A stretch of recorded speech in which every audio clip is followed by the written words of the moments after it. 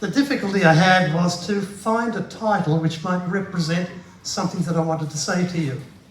And what we want to talk about is looking at places around Sydney which you may or may not know have a medical background to them.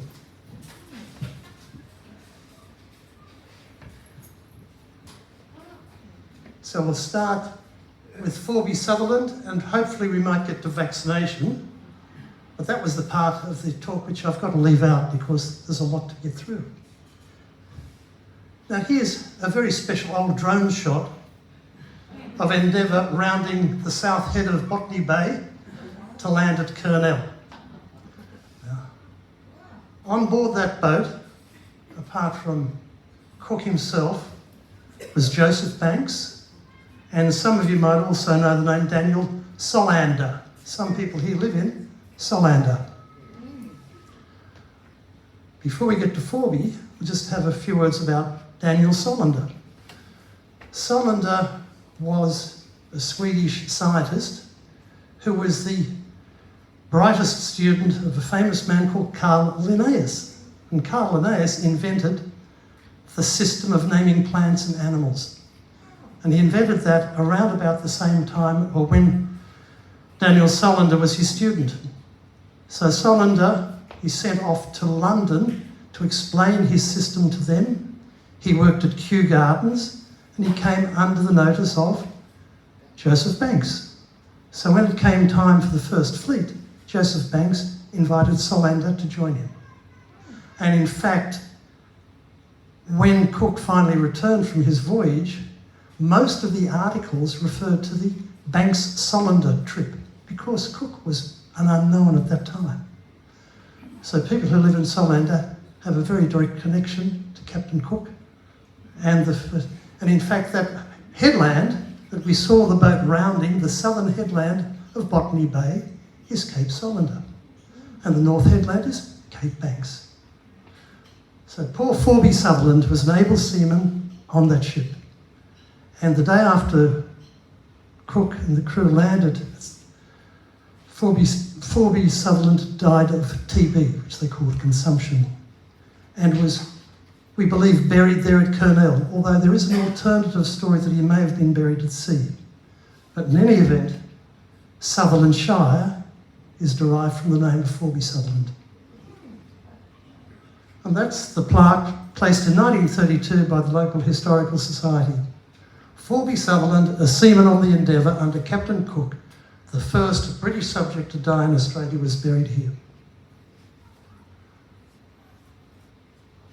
Now we have to go forward to now 1788 with the first fleet. It left Portsmouth in May and sailed 24,000 kilometres over 250 days, zigzagging across the Atlantic to Cape Town, to the Cape, and then off to New South Wales. There were 11 ships and nearly 1,500 people and nearly 1,000 convicts. Philip, when he arrived in Botany Bay and saw how sandy it was and windswept it was, he was not impressed. So on the 21st, a couple of days later, he took 3 rowboats and they rowed up to the heads which Cook hadn't investigated. They went in and found Port Jackson, where we are now. So he returned a couple of days later, went to bed that night, and woke up the next morning to find 2 ships off Botany Bay, La Perouse. And La Perouse was hoping to find a thriving British settlement so he could repair and refit and refuel, but there was very little to find. He ended up staying 6 weeks, headed out to sea, and was never seen again. His ships, the Astrolabe and the Boussole, have been found on a reef in the South Solomon Islands. Now, the first fleet arrived with only 28 deaths out of 813 convicts, 3.5%, which was astonishing. Anything under 5% was considered excellent. And that was believed to be because it was a well-resourced fleet. It was like going to the moon. Nobody had been there before. Philip was an excellent and experienced captain and leader, and also they had a very skilled surgeon, John White, including, because there were 11 ships in the fleet, they had to have some first aid on each ship, so they had 7 assistant surgeons, including William Balmain. Now, White and Balmain, although they were colleagues, didn't seem to see eye to eye. And 6 months later, in August, they had a duel. And Balmain received a flesh wound to his right thigh. Ralph Clark Island, he wrote that it would have not rested there had the governor not taken the matter in hand and convinced the sons of Asclepius that it was much better to draw blood with the point of their lance from the arm of their patients than to do it with pistols from each other. A wise man. Now, John White, however, was not particularly impressed with what they found in Sydney. On the 18th of September, just a month after the duel, he wrote, Fresh water was overflowing from the swamps south of Sydney and was the source of many complaints such as dysentery and worms. Well, the swamps south of Sydney latterly became known as the Lachlan Swamps, and after that they became further known as Centennial Park. Centennial Park was the original water supply for Sydney. It was the difficulty of getting fresh water was such that by the 1860s and 70s, with a big population burst, Sydney needed a clean water supply and sewerage system. So when the Nepean system of the Avon, Cataract, Cordeaux dams, etc. were built, that happened in 1888, so Centennial Park became public land and the water supply came from the Nepean. With a concurrent improvement of the sewage system, the health in Sydney dramatically improved over the next 10, 20 years. Now, not only that, John White recognised that there was continual violent Aboriginal resistance. He said, the Aboriginals who have murthered, was written, several of the convicts and one Marine and wounded many more. So he was a hard-working man and a very effective surgeon. And after about 8 years was finally allowed to, or 7 or 8 years, to go back to London. But his name is remembered in White Bay, just across from us. But back in London, he was fairly scathing of what he considered to be the new convict settlement. He said, every gentleman, barring 2 or 3, sincerely wished that the expedition could be recalled. Not a happy man. So we'll come on to William Balmain, 3rd assistant on the 1st Fleet. You'll also see on this book cover the name John Gilchrist, and we'll say a little bit about John Gilchrist, who was also a surgeon but never actually came to Sydney, but had an interest here. So Balmain had trained as a surgeon's mate, and he delivered the fleet's first baby on the convict ship Alexander. And in December 1788, that's 4 months after the duel, 3 months after White's comments, a convict died for want of sustenance. He starved to death.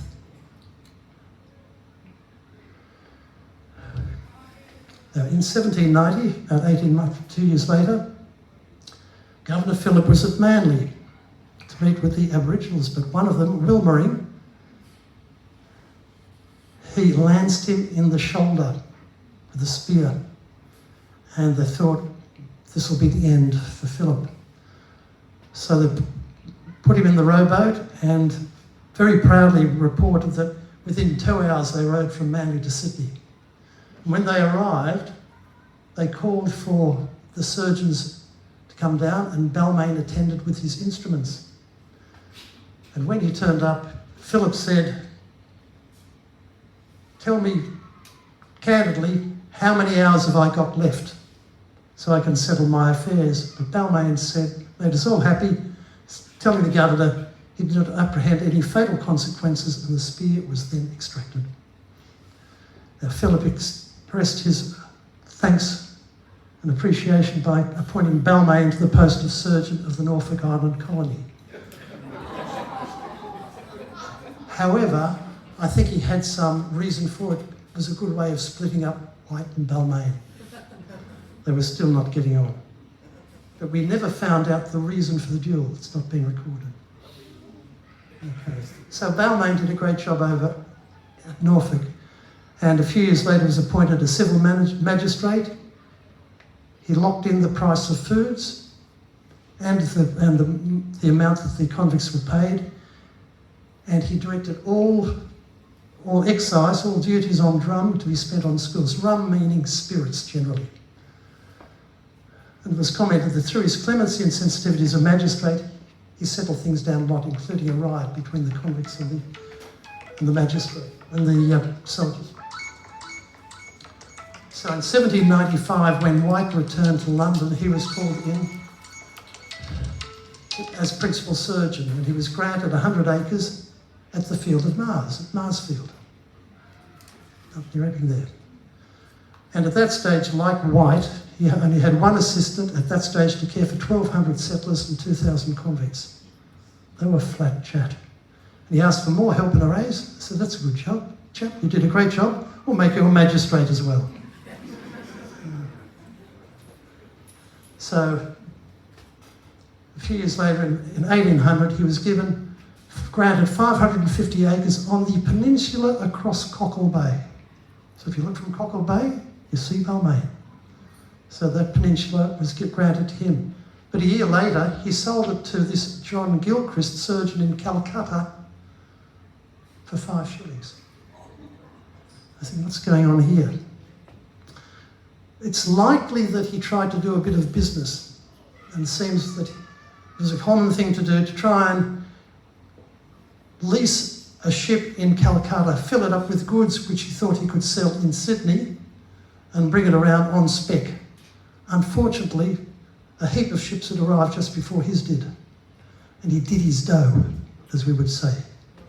And likely that he gave the money to Gilchrist, so Gilchrist had some capital that he could pay back the creditors in Calcutta.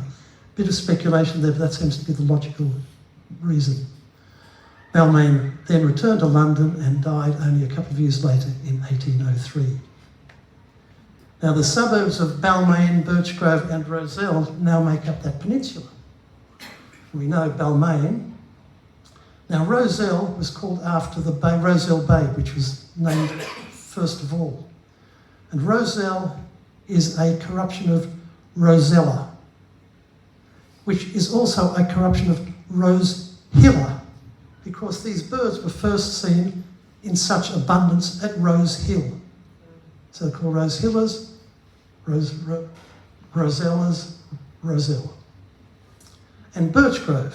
Now Birchgrove, the paymaster of the 73rd Regiment, John Birch, in 1812, he built a house there which he called Birch Grove.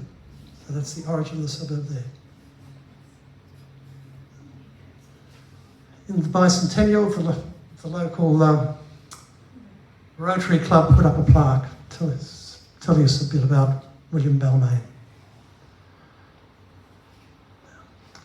I love this painting because there are so many doctors involved in it. This painting, that's where we are, that's Piedmont. This is the water police base across the bay. So we're looking from the water police base over to us at Piedmont and up to the Anzac Bridge, which was the first Glebe Island bridge, which was erected only 4 years previously. Now that two-masted yacht, that's in White Bay. Now the owner of most of Piedmont was John Harris. So we've got John Harris, John White, William Balmain. Now have a look at this little house here. That's called Ewanton House and it has a bay window in it. That's still standing. Okay.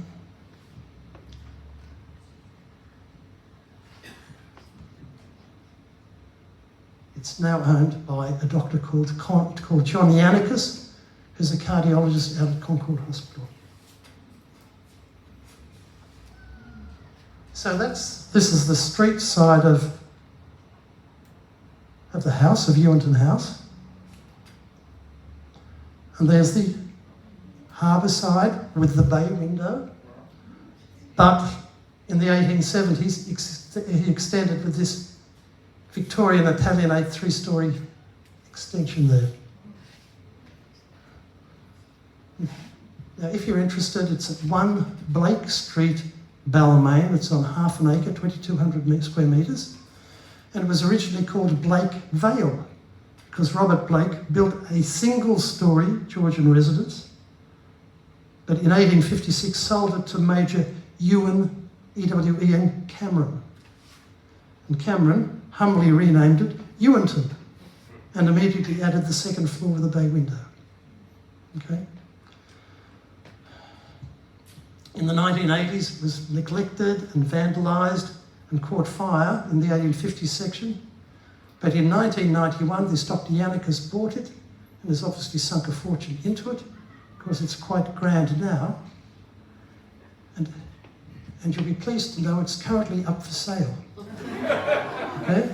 It was listed in October last year with an asking price of $24.5 million.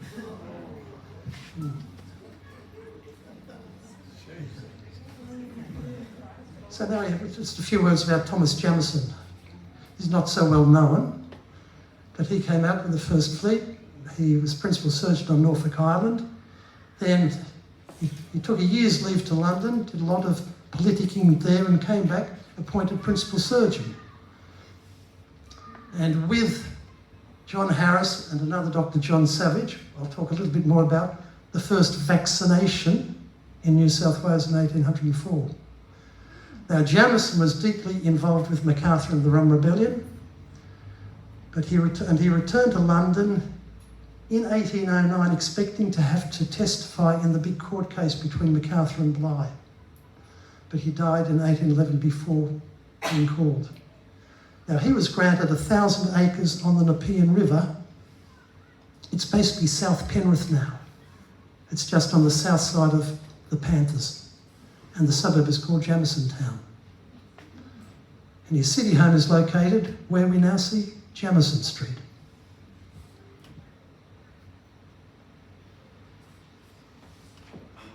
Now, the Second Fleet arrived in June 1790, 2.5 years after the First Fleet. So that First Fleet was suffering with infection, starvation, constant harassment by Aborigines. And they couldn't send a Second Fleet until the British were sure that the First Fleet had arrived. So it took them ages to get there. They had to go back, then raise a Second Fleet. And the Second Fleet was raised in 1790, just after 1789.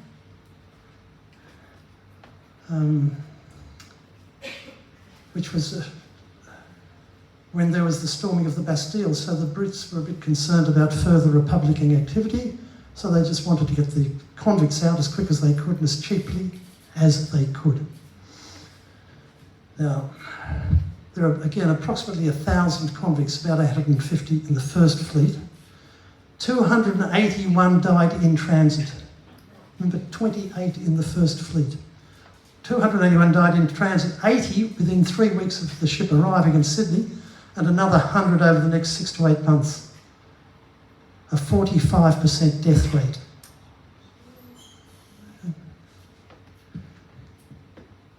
The descriptions of the convicts when they arrived rivals that of the inmates of Auschwitz. Some descriptions are half-naked convicts were lying without bedding, too ill to move. They were nearly all manacled as well. Those unable to walk were slung over the side. All were covered with lice. The Reverend Johnson, The minister said, "The misery I saw amongst them is indescribable. Their heads, bodies, clothes, blankets were full of lice. They were wretched, naked, filthy, dirty, lousy, and many of them utterly unable to stand, to creep, or even to stir hand or foot." And Governor Phillip wrote back to London saying, "I will not, sir, dwell on the scene of misery which the hospitals and sick tents exhibited when these people were landed, but it would be want of duty not to say that it was occasioned by the contractors having crowded too many on board these ships and for there being too much confined during the passage." So the first fleet, as the initial exploration to the unknown, was fairly well resourced. It was a cost-plus contract. It cost £55,000, but they only had a 3.5% death rate. The second fleet, they had to do on the cheap.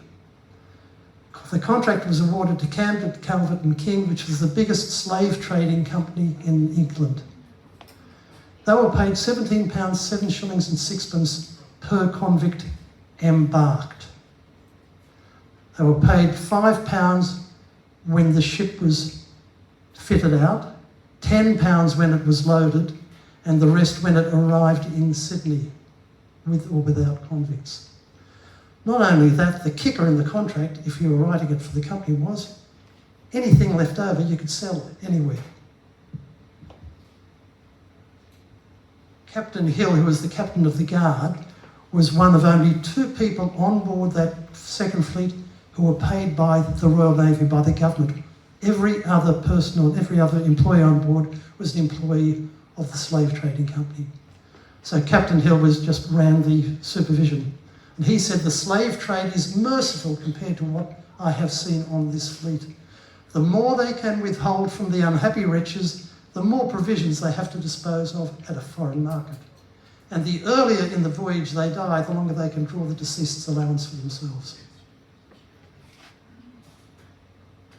The second person on board who was paid by the government and not by Calvert and King was Lieutenant Shapcoat. And Lieutenant Shapcoat was there to monitor compliance. Unfortunately, he died early in the voyage. So when all this was learnt of in London a long time later, people were horrified.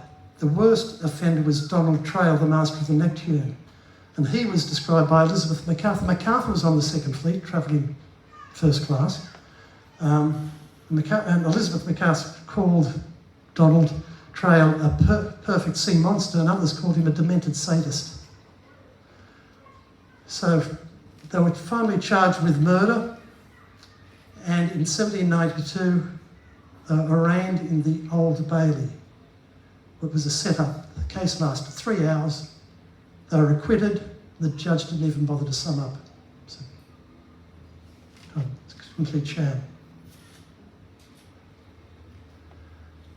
So, as a result, however, there were some changes made. Now, these changes made sure that the number of convicts who arrived was the consideration for payment. But the third fleet had already sailed. But from the fourth fleet on, the mortality dropped dramatically. Within about 10 years, the mortality was something like 2%. Now we'll move up to the second fleet, and a couple of medical names you'll be familiar with: John Harris and Darcy Wentworth. But neither of them on the second fleet had any contact really, or no responsibility for the convicts. Harris was the surgeon to the Marine Corps, and Darcy Wentworth was a private paying customer. Harris had already spent 10 years as a naval surgeon, 6 years of which in Calcutta, in East India Company, which is largely Bengal, Bangladesh these days. So he arrived as the surgeon to the Marines. A few years later, he bought James Roos's farm. You know that name, James Roos Drive, etc., which was the first convict land grant out near Parramatta. And he also snavelled up 100 acres next door to James Roos's farm. Now, James Roos was pretty well the only convict with any farming experience. He was a 30-year-old farmer from Cornwall when he was tried for burglary and sentenced to transportation. So when Philip wanted somebody to try and set up an experimental farm to see what could be grown successfully, James Roos applied. But Roos said also, I've spent 7 years already, my time as a prisoner has expired. Well, that was all very well for him to say so, but Philip wanted some confirmation, some proof of that. So he said, I can't give you a grant, but I'll give you an allotment that you can work. And a couple of years later, when his confirmation of being a free man came through, he was then granted his 30 acres. So he was successful in growing the first cereal crops in Sydney. Now, Harris knew that and bought 100 acres next door. Now, 1803, we know the local story here in Ultimo about John Harris and Harris Street, so we won't go into that. I'll mention in 1808 he was involved in the Rum Rebellion. In fact, as you know, the rebels had a dinner at his house before they moved on to Blythe Government House. So in 1809, Harris went back to London, got married, spent 4 years there, and when he came back, he was no longer working as a doctor, but as a farmer and businessman. 1834, sometime later, he built a building at Experiment Farm, which we know as Experiment Farm Cottage, because you can go and visit it there now. Now, Experiment Farm itself remained in the Harris family until 1921, a very long time, when they subdivided and called the suburb Harris Park. So that's the Lancer Barracks at Parramatta, which was built in 1821. It's still there and it's still functioning as a military barracks.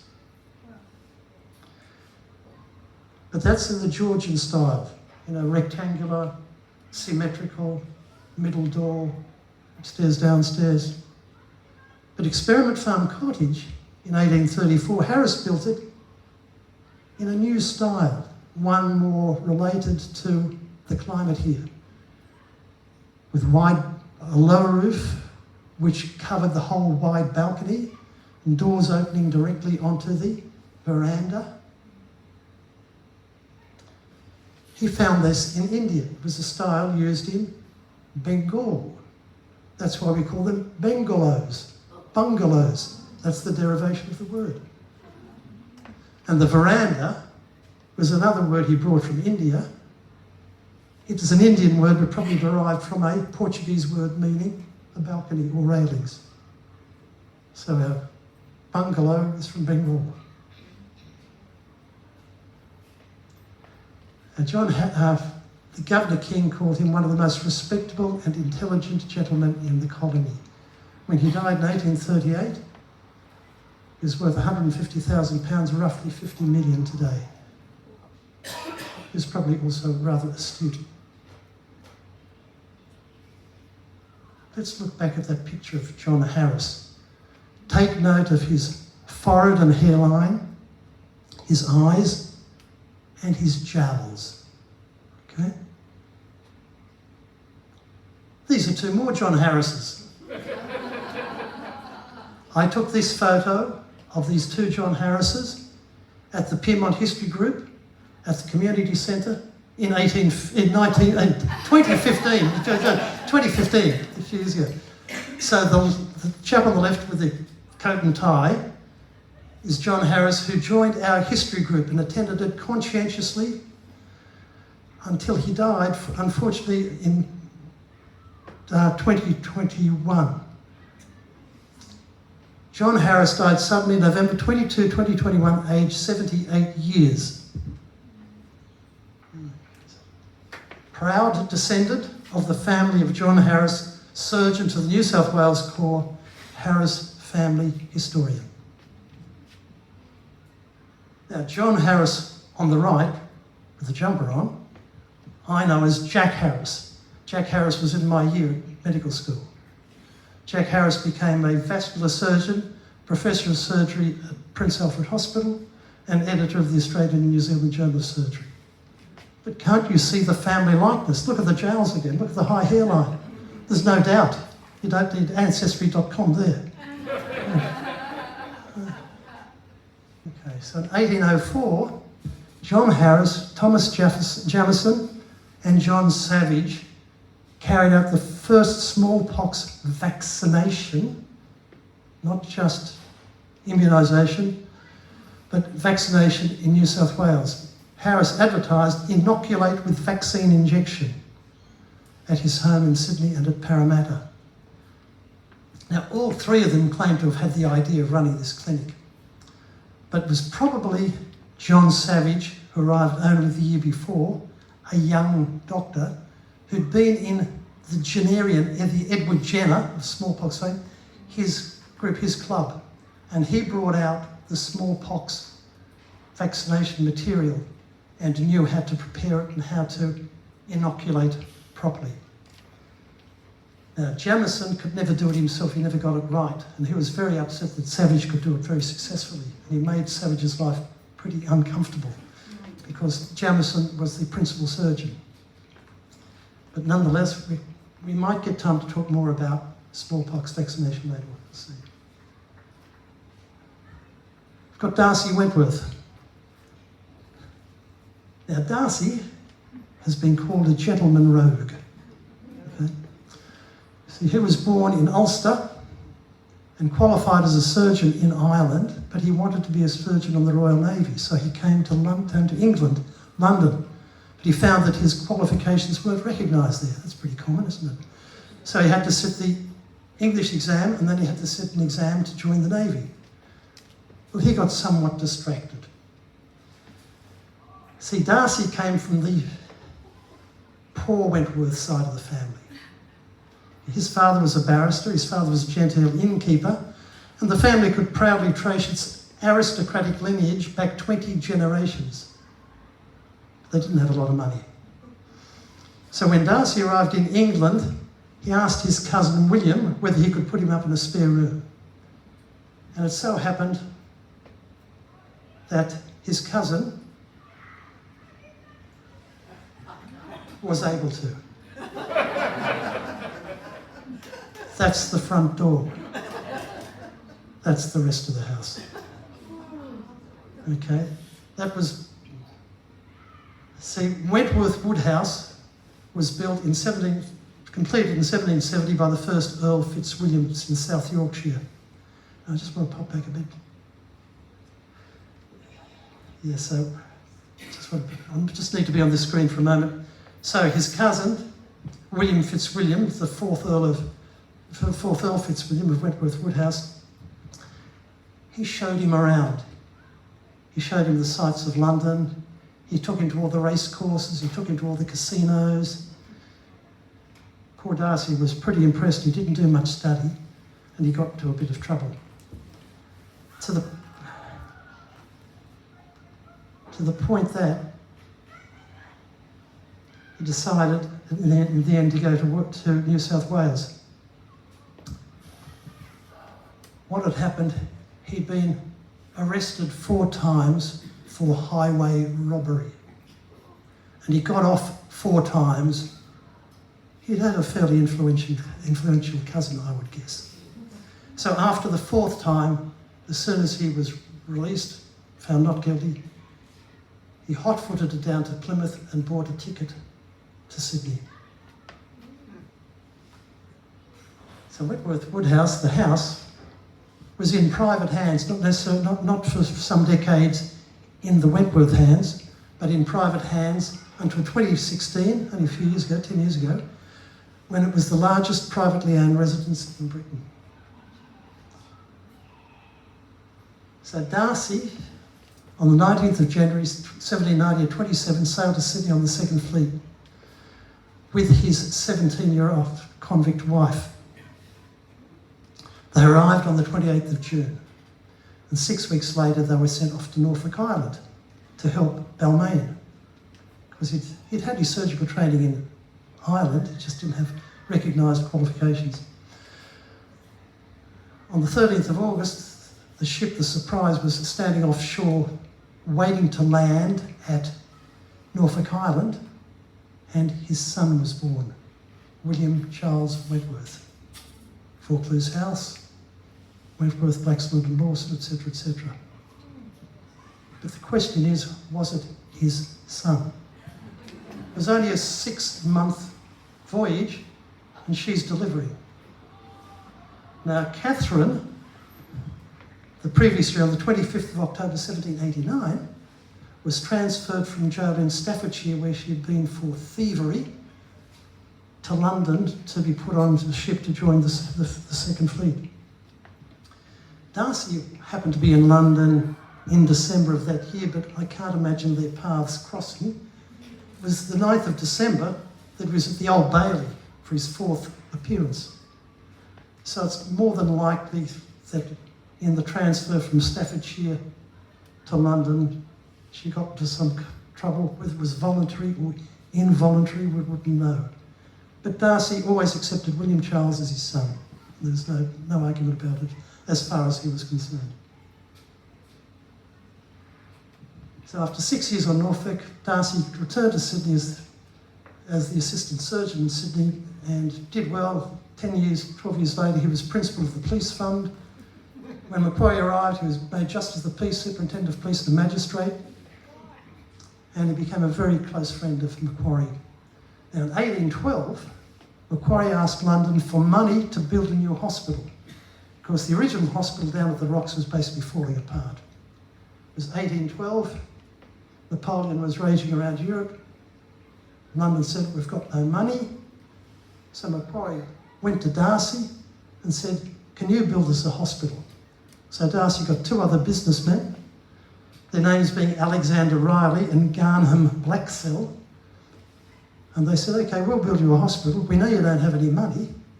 So what we'll do it for, you give us the license to import 45,000 gallons of drum over the next 3 years, and we'll do it for you.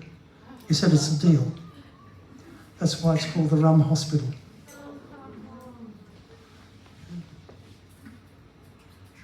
And they were the drawings, the original drawings. So there's the main hospital building in the middle, and the principal surgeon's house residence on the left, and the assistant surgeon's residence on the right. The principal surgeon was Darcy Wentworth, so he built a nice little place for himself. The assistant surgeon was William Redfern.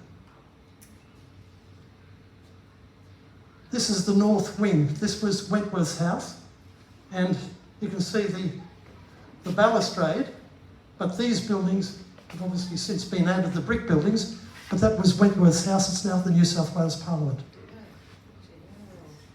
The south wing, again, that's the original, their additions, that was the assistant surgeon's residence,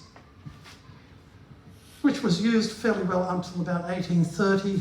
Then it went to other uses, and in 1856, it became Sydney's mint. Okay, because the 1850s was the gold rush.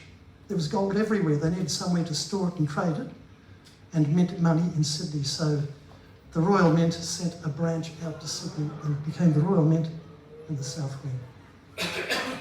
So Darcy Wentworth, we know, being remembered, Wentworthville, Wentworth Point, which is that suburb just north of the Olympic site, because his property, Homebush, extended probably from around about the Western Railway line all the way up to the Parramatta River. And even Darcy Road, Westmead, which is where Westmead Hospital is. Darcy Road and Wentworth Road are parallel streets. So he died in 1827 at his seat at Homebush on the Parramatta Road. So that's where the suburb of Homebush comes from. It was the name of Wentworth's property. So every newspaper praised him. A lover of freedom, a consistent, steady friend of the people, a kind and liberal master, a just and humane magistrate, and an honest man. He had property, he had horses, he had stuff everywhere. He sounds a bit to me like a Bob Hawke. A bit roguish but lovable and very effective. And they considered he was a national loss. Now, just briefly, George Bass in Flinders. He was also a young surgeon. He only had a few years of training. He arrived at 24 years of age on the same boat as Matthew Flinders, John Hunter and Bennelong, and his little rowboat, the Tom Thumb, little sailing boat. A few months later, he and Matthew Flinders had formed a pretty close friendship, and they sailed down to Botany Bay and then followed the river inland, the Georges River, and they stopped up in the upper reaches at a place that they called Bankstown. And the suburb next to Bankstown is Revesby, which was the name of Joseph Banks' property in Lincolnshire. So that's where all that comes from. So he rarely worked as a surgeon, very little work there.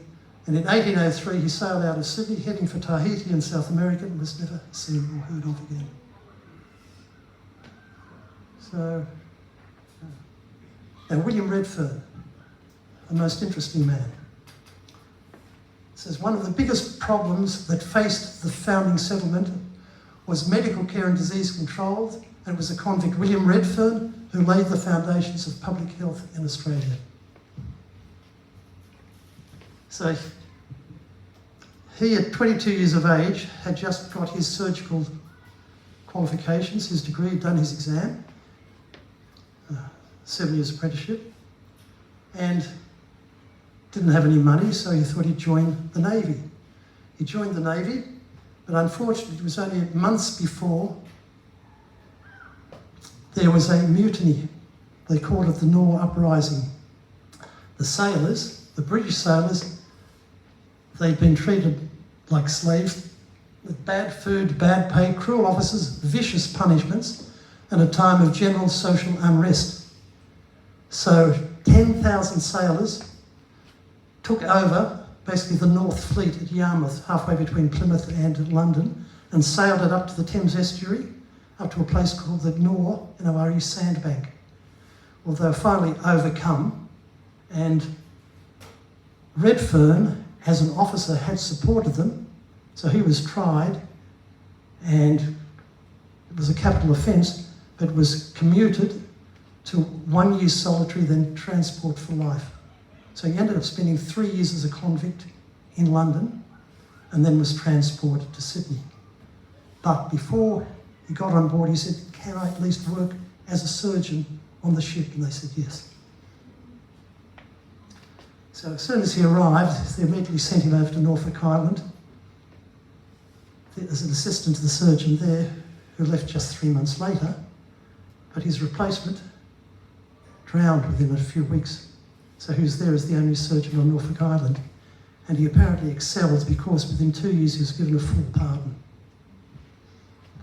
5 years later he returned to Sydney with a busy private practice and family doctor for the MacArthurs and the Macquaries, but every day he ran a clinic for the convicts. He'd been one of them. He'd been through it all. And he became a very close personal friend of Macquarie. So he owned 100 acres on the Botany Road, which is now about a third of the suburb of Redfern. He also had he leased land called the Campbellfield Estate, which is now Elwood, Bexley and Tempe, down just north of the Cooks River there, which was considered the best farm in the colony. He also brought in a Portuguese winemaker and grew Verdelho grapes. So Redfern is remembered as the father of Australian medicine by the William Redfern annual oration for the Royal Australasian College of Surgeons, because he improved hygiene and ventilation on convict ships, he encouraged smallpox vaccination, he established the first quarantine camp, because when 3 ships arrived with typhus and cholera, he said, "We don't want them over here." He sent them over to the North Sydney, and basically where the Jeffrey Street Wharf is now is where the quarantine camp was located that he set up. Talk briefly about smallpox. For centuries, the most terrible scourge of humanity. You can see all the black pock marks over the face. Death is mostly from ruining the lungs, the lung infection. The death rate was endemic in Europe. The death rate, if you caught it, was probably 25%. You had a 1 in 4 chance of just dying. And in fact, 5 to 10% of all deaths were due to smallpox. Probably 500,000 were killed in Europe every year in the 1800s. Now let's go back a little bit to April, August 1789. This is 1 year and a bit after the first fleet arrived. John White said an extraordinary calamity now was observed among the natives. Not amongst the British, but amongst the natives. Each day more dying and dead natives were seen around the harbour. They were mostly of the Eora Nation, and it's estimated that probably 90% of the Eora Nation died at that time. The Eora boundaries go from Botany Bay to Broken Bay and out to Toongabbie, just 2 stations past Westmead. Previously, no pox marks had been seen on Aboriginals. And Watkin Tench, who was a Marine, when he went back to London 2 years later, he was still wondering, is it a disease indigenous to the country? Is it here anyway? But there's no evidence of it anywhere. Did the friendships under Monsieur de Perrouse introduce it? Let it be remembered that they'd been departed for more than a year and they never talked about it. Had it travelled from the west, where Dampier and other Europeans had landed? But again, nobody had ever described pockmarks on Aborigines anywhere subsequently. Was it introduced by Mr. Cook? Well, Cook had Forby Sutherland die of TB, but there's no mention of any smallpox in his travels. Did we give it birth here? But no person has been afflicted here since we left the Cape of Good Hope 17 months ago. So what's going on? He said, it is true that our surgeons have brought out variolous matter in bottles. Variola is the Latin name for smallpox. So what had happened since the 1720s is that people with smallpox, the crusts of the smallpox lesions would be dried and crushed up and saved, and then they would be used as immunisation. They would scratch the skin, bring blood, and then rub some of the crust into the blood and produce a small dose of smallpox. It wasn't perfect, but it worked very, very well. It was Edward Jenner who converted and found that cowpox would do just as well without any risk of smallpox in the immunisation. So it is true that surgeons had brought out some of this smallpox material in a bottle in case they suspected a smallpox epidemic was going to build up. But to infer that it was produced from this cause was a supposition so wild as to be unworthy of consideration. Okay. Now, Watkin Tench and Ralph Clark Island, in the Marines had both fought for the British in the American War of Independence. They'd been there. In fact, Tench had been captured and released 3 months later on a prisoner swap. This was 20 years before. Now, in 1763, a great painting, in Fort Pitt in western Pennsylvania, towards the edge of the territories, the Indians, as they were called, had surrounded Fort Pitt and they'd laid siege to it. So the Indian chiefs, number one was Pontiac, the chief of the Ottawa tribe. They came and said, can we talk? We'll let you go as long as you just go away. And the Brits said no. And when the parties came to a close, the Indian asked for a little provisions and liquor to carry us home. The British obliged out of our regard for them. We gave them 2 blankets and an handkerchief out of the smallpox hospital. I hope it will have the desired effect. Now, this painting represents all that. This is Pontiac.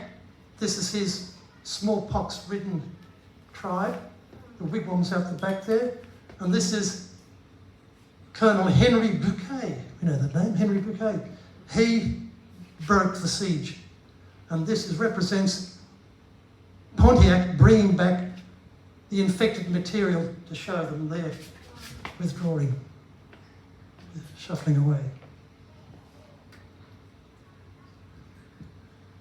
So, the smallpox epidemic, Australian Aboriginals do not have a written language. Everything is memorised and passed down from one to another. There's no backup disc, there's no library, it's just what you can keep in your head. So with 90% of the population gone, goodness knows how much of their culture and knowledge went with it. The same with removal from ancestral lands and stolen children, etc. Others have tried to repress opponents by burning books and stopping them using a language. Generational links are ruptured and memory and knowledge lost. So the question is, was the epidemic deliberate or accidental? And we each have to make up our own mind about that. At 6 o'clock, I think it's time to stop. Thank you.